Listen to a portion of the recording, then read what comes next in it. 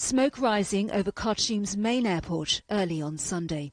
Reports of heavy gunfire and tank shelling across the capital flooded onto social media. Many are following advice from the Sudanese Air Force to stay at home, keeping doors and windows closed.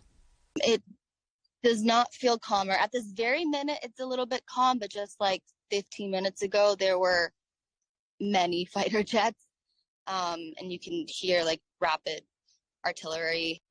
The flare-up in violence follows days of tensions between the Sudanese army, headed by General Abdel Fattah al-Burhan, and the powerful Rapid Support Forces paramilitary group, led by the vice president of the ruling military council, Mohammed Hamdan Dagalo, also known as Hemeti.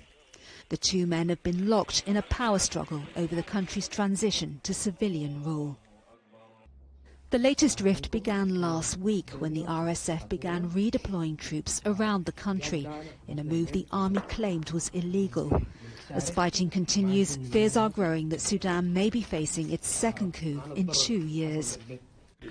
I speak to you today as our country faces the danger of separation, and I say to you that when a bullet is fired from a weapon, it cannot tell the difference between the attacker and those being attacked, and the victims are the Sudanese people. After the ousting of former leader Omar al-Bashir in 2019, the military agreed to share power with civilians ahead of elections. But that arrangement was abruptly halted 2 years later in a coup which put the army back in charge, triggering a new campaign of mass pro-democracy rallies across Sudan.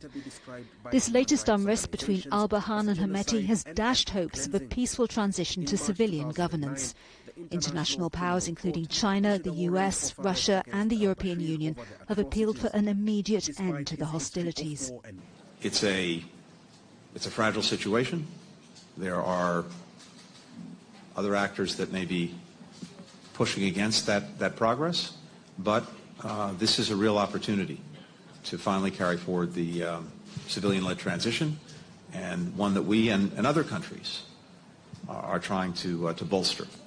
The African Union and the Arab League have called emergency sessions on Sudan in an effort to forge a diplomatic end to what's become a deadly crisis.